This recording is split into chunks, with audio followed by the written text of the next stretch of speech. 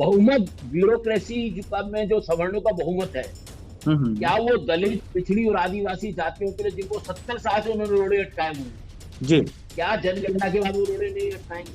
अगर हम्म रोड़े अटकाएंगे तो क्या इस सरकार के पास वो राजनीतिक, हमें समझना है, इस हम्म सरकार की राजनीतिक विल हम्म सवर्णों के साथ हुई, हम्म तो हमें समझना है तो क्या सरकार अपनी सवर्ण ब्यूरोक्रेसी से टकरा पाएगी? देखिए, भारतीय इतिहास में आजादी के बाद जी। और खासतौर से 1990 के बाद, अब जी। 1990 के बाद करीब करीब 35 साल हो गए, जी। ये समाज में एक रूपांतरणकारी बदलाव को इंट्रोड्यूस करने वाली है कास्ट। हम्म। और मैं समझता हूं कि अगड़ी जातियों में फ्रस्ट्रेशन होगा, क्योंकि अभी तक वो सारे सत्ता के प्रतिष्ठानों पर, बौद्धिक प्रतिष्ठानों पर, न्यायपालिका में, मीडिया में, नौकरियों में, पूंजी में, बिजनेस में, ट्रेड में, इंटरनेशनल पोजीशन, सब जगह उन्हीं का कब्जा है। तो जिसके हाथ से कुछ जाता है उसका फ्रस्ट्रेशन स्वाभाविक है, लेकिन हमें समझना है, और अपर कास्ट को ये समझना है, हम्म यदि भारत में डिस्ट्रीब्यूटिव जस्टिस की नीतियां लागू नहीं होंगी तो उनका भविष्य सुरक्षित नहीं है। फिर इस देश में वायलेंट रिएक्शन होगा, हिंसात्मक रिएक्शन होगा। देश में सवर्ण जातियों ने कभी भी बदलाव को स्वीकार नहीं किया, हम्म। उन्होंने बदलाव उनके ऊपर थोपा है। जय भीम, नमस्कार। मैं हूं अशोक दास, आप देख रहे हैं दलित दस्तक। जाति जनगणना के लिए सरकार मान गई है। 30 अप्रैल को, बुधवार को यह डिसीजन आ गया।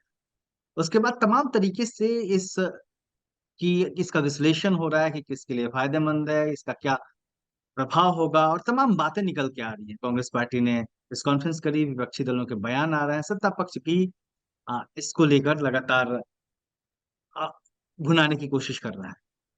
इस बीच में तमाम सवाल अभी कुछ बाकी भी हैं जिन पे हम बातचीत करेंगे। हमारे साथ हैं नैकडोर के चेयरमैन और राजनीतिक सामाजिक कार्यकर्ता अशोक भारती जी। सर, बहुत बहुत शुक्रिया आपका ज्वाइन करने के लिए हमें इस मुद्दे पे। नमस्कार अशोक जी, जय हिंद। जय भीम सर। सर, जैसे मैंने कहा कि हर दल अपने अपने तरीके से इसकी बातें कर रहा है, तो पहला सवाल तो मेरा यही है कि क्या यह कांग्रेस और विपक्षी दलों की जीत है और सरकार की हार है? देखिए, मुझे लगता है कि अगर विपक्षी दल कांग्रेस ने, खासतौर से अगर राहुल गांधी जी ने इसको बड़ा मुद्दा नहीं बनाया होता, वो जगह जगह जाकर देश में, विदेश में, अगर वो जातिगत जनगणना की बात नहीं करती तो शायद सरकार इस मसले पे गंभीर नहीं।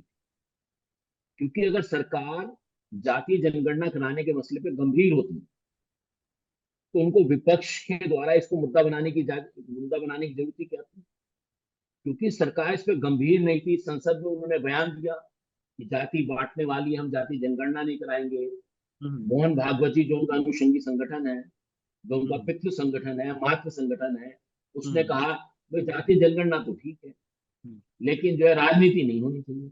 हम्म तो मैं समझता हूँ कि भारतीय जनता पार्टी, आरएसएस, ये लोग तो मौलिक तौर पर जाति जनगणना के खिलाफ, हम्म लेकिन ये तो हमें मुबारकबाद देनी चाहिए श्री राहुल गांधी को कि उन्होंने अपनी पार्टी के चाल चलन के विपरीत जाते हुए हम्म उन्होंने इसको पकड़े रखा और हम्म। लगातार इसको मुद्दा बनाया, और संसद देखिए में सर, भी एक उन्होंने। बड़ी बड़ी बड़ी लड़ाई है। राहुल गांधी की पहले से ये लड़ाई जारी रही है, आपको भी पता है, हमको भी, कि कांशीराम जी ने नारा दिया था, जगदेव बाबू ने नारा दिया था। तो ये बहुत जी। पुराना एक स्लोगन रहा है, जो हमारे दलित पिछड़े समाज के जो नेता हैं उनका एक पुराना स्लोगन रहा है कि जिसकी जितनी संख्या बारी है, फिर 90 में भाग हमारा हो शोषित। जो बात जगदेव बाबू ने कही थी, शरद यादव, मुलायम सिंह यादव, लालू यादव, इन तमाम लोगों ने, रामविलास जी, इन लोग तमाम लोगों ने बहुत लंबी लड़ाइयां लड़ी थी। गोपीनाथ मुंडे का भी जिक्र करना चाहिए, मैंने खुद उनको पार्लियामेंट में सुना था इस मुद्दे पे भाषण देते हुए, जो विपक्ष में थे। नहीं, 2011 में तमाम पॉलिटिकल पार्टी ने इस मुद्दे को उठाया था, लालू जी ने भी उठाया था, मुलायम हम्म सिंह, सबने उठाया था। हम्म और इसमें कोई शक नहीं है कि जाति जनगणना के पीछे एक सामाजिक और राजनीतिक लड़ाई का लंबा इतिहास हम्म है।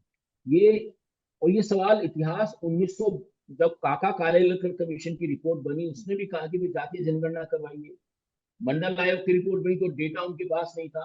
हम्म, तो जब हम पिछड़े समाज, सामाजिक, शैक्षिक और पिछड़े वर्गों को आरक्षण देने की बात करते हैं और हम्म, हमारे पास उसके लिए आंकड़े नहीं है, जब हम हम्म, ईडब्ल्यूएस को बिना किसी आंकड़े के 10% दे देते हैं, तो ये हम्म, तमाम मुद्दे ऐसे थे कि जो बड़े महत्वपूर्ण थे, उसको लगातार उठाया जा रहा था।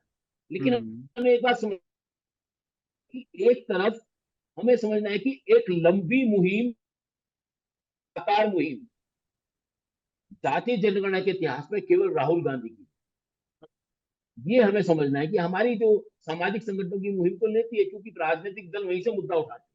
जी, तो इसलिए मैं समझता हूं कि जब राहुल गांधी एक राष्ट्रीय पार्टी ने उसको मुद्दा बना दिया, तो हम्म, भारतीय जनता पार्टी के पास उससे बचने का कोई रास्ता नहीं था। जो क्षेत्रीय पार्टियां हैं, जो पिछड़ों की पार्टियां हैं, जो दलितों की पार्टियां हैं, जो बहुजनों की पार्टियां हैं, वो तो उठा ही रही थी। जी, लेकिन राष्ट्रीय स्तर पर जो बड़े दल हैं, हम्म, अभी भी तो आप देखिए, कम्युनिस्ट हम्म, पार्टी ने इस मुद्दे को नहीं उठाया, लेफ्ट पार्टी ने इस मुद्दे को नहीं उठाया। तो ये मुद्दा जो है, मुझे लगता है, इसलिए मैं समझता हूं कि जो हाल के साल 2 साल में जो जाति का मुद्दा बड़ा मुद्दा बना, उसके हम्म, लिए हमें क्रेडिट देना चाहिए। जी, हिंदुस्तान में जो 55 साल के ऊपर के लोग होते हैं, तो 5 में से 4 लोगों को घुटने के दर्द की समस्या होती है। अभी लोगों के दिमाग में जो है वो ये कि या तो एक्सरसाइज करें, दर्द की दवा खाएं, या फिर घुटना बदलवाएं। पर हमने तीसरा एक उपाय जो है, जो संभावना है, उस पर काम किया शुरू से ही। घुटने का अलाइनमेंट चेक करते हैं और अलाइनमेंट को ठीक कर देते हैं, तो घुटने की लाइफ 15-20 साल बढ़ जाती है। एक क्रेडिट सर क्या बहुजन समाज को भी जाता है? जिस तरीके से इसका आंदोलन पिछले कुछ सालों में काफी बड़ा हुआ है और लोग तमाम जागरूक हुए हैं, इस मुद्दे को इस मुद्दे पे लगातार बात हो रही है देश के अलग अलग हिस्सों में, उसका भी एक बड़ा प्रभाव था सरकार पर, विपक्ष के अलावा भी। तो बिल्कुल मैं मानता हूं, मैं समझता हूं कि इस पूरे मुद्दे पर अगर सबसे पहले क्रेडिट किसी को जाता है, तो वो अम्बेडकरवादी ताकत है। जी, ओके। आपको याद होगा कि जब मंडल आयोग की सिफारिशें लागू हुई, तो हम्म, ओबीसी के लोग मंडल आयोग के खिलाफ प्रदर्शन करने, ऐसे में अंबेडकर वादियों ने ही ओबीसी की जो भूमिका थी, उसको नेतृत्व की भूमिका निभाई हुई। हम्म, और आज जो ओबीसी की जातिगत चेतना बनी है, उसके हम्म, पीछे अंबेडकर वादियों की दशकों की मेहनत है, जिसकी वजह से पिछड़ी जातियों में, ओबीसी जातियों में ये चेतना आई। जी, तो मैं समझता हूँ कि पहला श्रेय तो ओबीसी, पहला श्रेय तो दलित और अम्बेडकर वादियों को जाता है। दूसरा श्रेय ओबीसी में जो नई चेतना के साथ लैस नौजवान, बुद्धिजीवी और सामाजिक कार्यकर्ता हैं, उनको जाता जी, है। और तीसरा जो श्रेय है, और उसके पीछे पोस्ट मंडल राजनीति में जो नए नेता पैदा हुए, चाहे मुलायम सिंह यादव हुए, लालू प्रसाद यादव हुए, और उससे पहले कर्पूरी ठाकुर रहे। और जी, बिल्कुल, आपको उस पता होगा उनका नाम संयुक्त मैं बोल सोशलिस्ट रहा पार्टी ने भी नारा दिया था, जी, सन 17 में, बांदी घाट पिछड़े पावे 100 में 60। सौ जब में ये पिछड़े 100 में 60 पाएंगे, तो फिर गिनती कौन करेगा? तो ये हम्म, सवाल रहे, तो मुझे लगता है कि जी, इसलिए हमें मानना है कि हमें सबको क्रेडिट देना चाहिए। देना चाहिए और बिल्कुल। कई बार क्या होता है कि जो व्यक्ति वक्त के साथ खड़ा होता है, हम्म, तो क्रेडिट लोगों के दिमाग में उसी को चला जाता जी। अच्छा सर, ये जातीय जनगणना का मुद्दा सरकार ने अनाउंस कर दिया है कि अब जातीय जनगणना होगी, ये मुद्दा खत्म हो गया या फिर और चैलेंजेस बाकी हैं अभी? है। तो मैं समझता हूँ अभी तो जाति जनगणना की बात अभी शुरू हुई है। जी, पहली बात मैं जो कहना चाहता हूँ कि सरकार ने ब्लैक एंड व्हाइट में अभी तक ये नहीं बताया है कि वो हम्म, जातीय जनगणना सेंसस एक्ट के तहत कराएगी, हम्म, या 2011 में सोशो इकोनॉमिक सेंसस हो गया, इसमें 40 लाख जातियां आ गई। मेरी हम्म, समझ ऐसी है, सरकार ने जो इशारे दिए हैं, इशारों से तो ये लग रहा है कि सरकार ये सेंसस एक्ट में करे। हम्म, जब सरकार सेंसस एक्ट में कराएगी, तो बहुत सारे चैलेंज आए। हम्म, मुझे लगता है जो शोषक में सेंसस में जो चैलेंज थे, मैंने वो किताब देखी जो जयराम रमेश जी ने जारी की थी। जी, पर मैं समझता हूँ कि सेंसस एक्ट की जो किताब, जो जब कोई भी एन्यूमरेटर, जनगणना करने वाला किसी व्यक्ति के घर जाएगा, तो हम्म, उनसे ये पूछेगा कि भाई आप किस ग्रुप के साथ, किस समुदाय के साथ आइडेंटिफाई करते हैं। आप शेड्यूल हम्म, कास्ट के साथ आइडेंटिफाई, शेड्यूल हम्म, ट्राइब के साथ आइडेंटिफाई करते हैं, ओबीसी के साथ आइडेंटिफाई करते हैं, सामान्य वर्ग के साथ आइडेंटिफाई। हम्म, अगर आप आइडेंटिफाई करते हैं, तो जी। एससी में अगर आइडेंटिफाई, तो एससी की ये जातियां हैं, इनमें किसके साथ आइडेंटिफाई, वो हम्म जातियां ऑलरेडी शेड्यूल कास्ट की लिस्ट में। ऐसे ही हम्म एसटी में कहेंगे अगर आप आदिवासी को संबंधित है, तो आप बताइए आदिवासी की कौन सी ट्राइब के साथ आपका तो मतलब ये सवाल एसोसिएशन है। अभी बना हुआ है। बिल्कुल। तो मुझे लगता तो है ये कि जब एन्यूमरेटर जाएंगे तो ओबीसी की जो राज्य की जो जातियां हैं, ओबीसी हम्म में जो आती हैं, और जिनको हम्म वहां के राज्य आयोग ने स्वीकार किया है या ओबीसी माना केंद्रीय है जी। आयोग ने, नेशनल, तो उनके हिसाब से जनगणना होनी चाहिए। ओके। व्यक्तियों के अपने हिसाब से कोई कुछ भी बता देगा, सरनेम बता देगा, उपनाम बता देगा, उपजाति बता देगा, उसके हिसाब से जनगणना नहीं होनी चाहिए। बाकायदा जो कैटेगरी के अंदर जो इन लिस्ट है। बारीकियों पे ध्यान देने की जरूरत है। बिल्कुल। ठीक। और इस तरीके से होगा तभी इसके कुछ मायने निकल पाएंगे। बिल्कुल। सर, आप हमारी बातचीत हो रही थी, आप बता रहे थे कि ये चैलेंज भी है, अपॉर्चुनिटी भी है, जाति जनगणना, बिल्कुल। ये किस तरीके से देख रहे हैं देखिए, चैलेंज इस बात का है कि पहली बार 1931 के बाद आप? ये देश इस बात को स्वीकार कर रहा है कि भारत में जाति एक कटु सत्य हम्म है। इसको पॉलिसी लेवल पर हमेशा अस्वीकार किया जाता है, बौद्धिक हम्म लेवल पर इसको हमेशा कारपेट के नीचे दबाया जाता है। अब हम्म विपक्ष ने और पक्ष ने, सरकार सत्ता वर्ग ने और विपक्षी दोनों ने स्वीकार कर लिया है कि जाति एक सच्चाई है। अब जाति बताइए कहाँ कितनी जातियां हमारे हैं। हम्म एक तो ये बड़ी, जो मुझे लगता है बड़ी बात है। अब क्योंकि ये हो गया तय कि जाति जनगणना होगी, तो हम्म चुनौती इस सेंस में है कि हम जातियों की जब जनगणना करेंगे जी। तो हम कैसे करेंगे, हम ईडब्ल्यूएस की जनगणना कैसे करेंगे। हम्म क्योंकि जाति की जनगणना तो ब्राह्मण की भी होगी, ठाकुर की भी हम्म होगी, पीओ की भी हम्म होगी, दलितों की भी होगी, ओबीसी की भी होगी। जी। तो अब सवाल, चुनौती इस बात की नहीं है कि क्योंकि ओबीसी की एक लिस्ट है, शेड्यूल कास्ट की एक लिस्ट है, हम्म शेड्यूल ट्राइब की एक लिस्ट है, लेकिन हम्म सामान्य वर्ग की कोई लिस्ट अभी तक हमारे पास मौजूद नहीं। नहीं है। ईडब्ल्यूएस में कौन है, उसकी कोई लिस्ट नहीं है हमारे पास। हम्म ईडब्ल्यूएस में तो मुझे लगता है कि एक बड़ा चैलेंज ये है कि जब हम जातिगत जनगणना करेंगे तो उसका कैटेगराइजेशन कैसे, ये एक बड़ा चैलेंज। दूसरा ये, हमें ये समझना है कि जाति जनगणना हो गई, मान लीजिए हम्म अभी तक इस देश में जाति जनगणना के आधार पर सामाजिक आर्थिक विकास का, जनगणना के आधार पर कोई ढांचा क्रिएट नहीं। हम्म सरकार सामान्य पॉलिसी बनाती है, उन पॉलिसी में शेड्यूल का, शेड्यूल ट्राइब के लिए भी कुछ करती हम्म है। अब जो डिस्कोर्स है वो इस बात हो जाएगा कि हमें डेवलपमेंट का जो डिस्कोर्स है, जो पिछड़ी जातियां हैं, जो दलित हैं, जो आदिवासी हैं, जो पिछड़े, अब और ईडब्ल्यूएस में भी जो पिछड़े लोग हैं, उनके हम्म प्रति हमारी नीतियां कैसे बनी। हम्म लेकिन हम्म इस देश की ब्यूरोक्रेसी में 70% जो ब्यूरोक्रेसी पे जो कब्जा है, 60% से ज्यादा जो लोग हैं, हम्म वो सवर्ण समुदायों से आते हैं। हम्म क्या वो बहुमत ब्यूरोक्रेसी में जो सवर्णों का बहुमत है, क्या हम्म वो दलित, पिछड़ी और आदिवासी जातियों के लिए, जिनको 70 साल से उन्होंने रोड़े अटकाए हुए हैं, जी। क्या जनगणना के बाद वो रोड़े नहीं अटकाएंगे? अगर रोड़े हम्म अटकाएंगे तो क्या इस सरकार के पास वो राजनीतिक, हमें समझना है, इस हम्म सरकार की राजनीतिक विल हम्म सवर्णों के साथ मिलती है।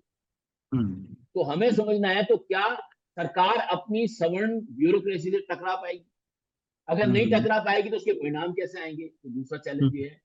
तीसरा हम्म चैलेंज ये है कि बहुत सारे आंकड़े आएंगे, हम्म कौन व्यक्ति कहाँ पर है, किसके पास कितनी, कितने भूमिहीन है, कितने रेगुलर जॉब है, कितने कैजुअल जॉब है। तो हम्म उनको लेकर सरकार को एक पूरा का पूरा जो है डेवलपमेंट के पैराडाइम में बदलाव करना। क्या सरकार जाति जनगणना के आधार पर बदलाव के पैराडाइम के लिए उसने सोचा है? चौथी बात यह है कि जो एंट्रेंस ग्रुप्स हैं सवर्णों के, जी। जो कि बहुत कम संख्या में है लेकिन बहुत पावरफुल पोजीशन में है, इस हम्म बात की क्या गारंटी है कि वो खीर में, मुझे क्या है कि वो दूध में मट्ठा नहीं डालेंगे?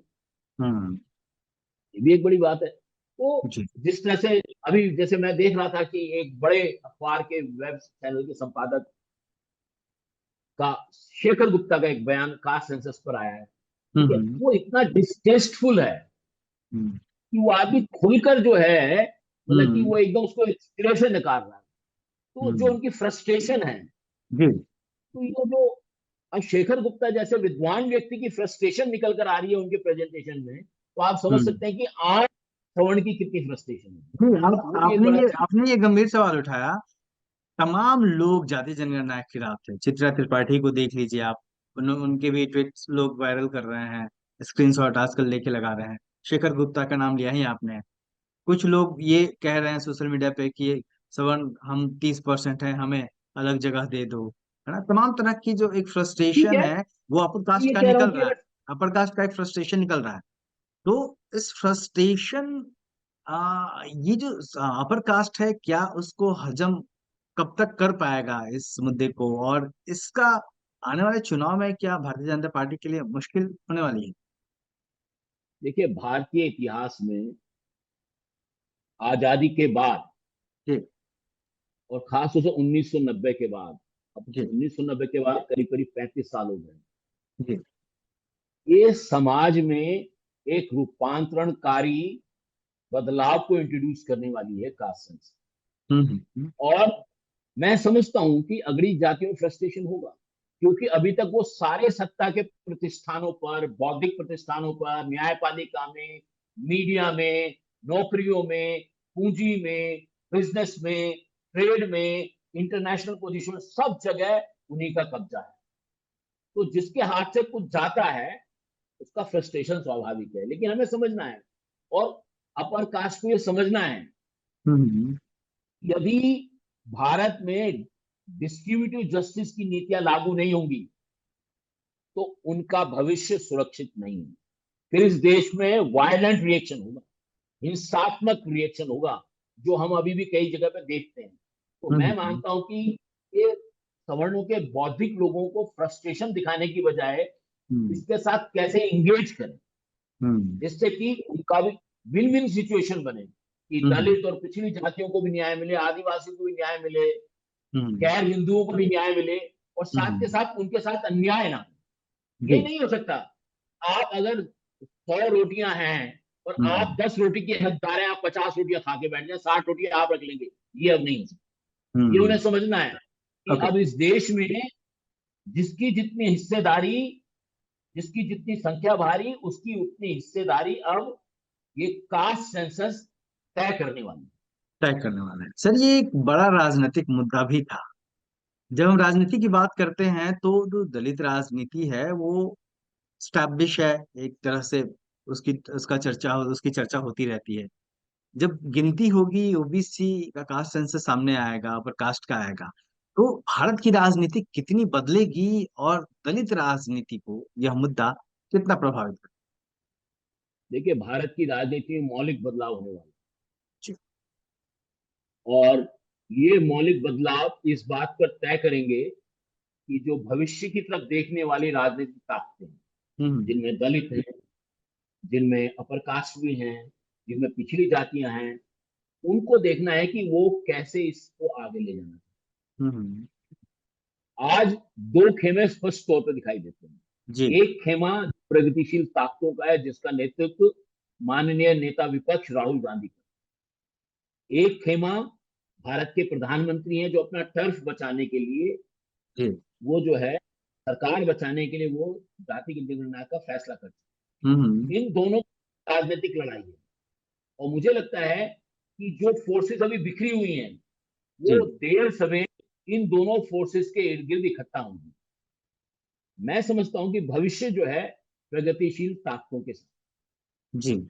ये है। और सर इसमें तकरीबन अब 4 दिन हो गए इस मुद्दे को सामने हुए। इन 4 दिनों के बीच में जिस तरीके से रिएक्शंस आए हैं पक्ष विपक्ष की तरफ से समाज के भीतर, उसको आप किस तरीके से देख रहे हैं, और इसका व्यापक एक जो बड़ा प्रभाव है, सबसे बड़ा प्रभाव ओबीसी जातियों के लिए वह क्या होगा? आखिरी सवाल। देखिए, ये जो रिएक्शन आ रही है तो स्वाभाविक है, हम्म। क्योंकि इस देश में सवर्ण जातियों ने कभी भी बदलाव को स्वीकार नहीं किया। हम्म। उन्होंने बदलाव उनके ऊपर थोपा है। आपको हम्म। याद होगा, आजादी के पहले अंग्रेजों के जमाने में जो समाज के कायदे कानून थे, उन्होंने स्वीकार नहीं किए। हम्म। तो लेकिन जो लोग उनके दुष्प्रभावों से प्रभावित थे, उन्होंने उनको मजबूर किया, उन्होंने देश की राजनीति को मजबूर किया, उन्होंने देश चलाने वालों को मजबूर किया कि वो उनके साथ न्याय करें। तो ठीक। मुझे लगता है ये तो स्वीकार नहीं करेंगे, लेकिन लोगों हम्म। को अब ये सच्चाई होने वाली है और मैं बस एक बात उनको चाहता हूँ जी। कि शतुर्मुर्ग मत बनिए, सच्चाई को स्वीकार करिए। आपका जो हिस्सा है उसको कोई ले नहीं रहा, लेकिन हमारा हिस्सा खाएंगे ये बर्दाश्त नहीं है। नहीं जी, बहुत बहुत शुक्रिया सर। हाँ, तमाम इससे जुड़े हुए सवालों पे आपने प्रकाश डाला। तो जाति जनगणना जो सामने आई है, उसकी जो मंजूरी मिली है, अभी इसमें कई चीजें सामने आनी बाकी है। किस तरीके से जब सरकार को भी साफ करना है कि वो किस तरीके से पूरी जनगणना कराएगी, और तमाम विपक्ष के लोग भी सवाल उठा रहे हैं, वो डेडलाइन पूछ रहे हैं कि कहीं ये घोषणा बन के नहीं रह जाए, कब तक ये जमीन पे आएगी, कब तक सारे आंकड़े सामने आ पाएंगे, ये एक बड़ा सवाल है। उस पर लेके भी हमारी नजर बनी रहेगी। आप देखते रहिए दलित दस्तक। बहुत शुक्रिया सर।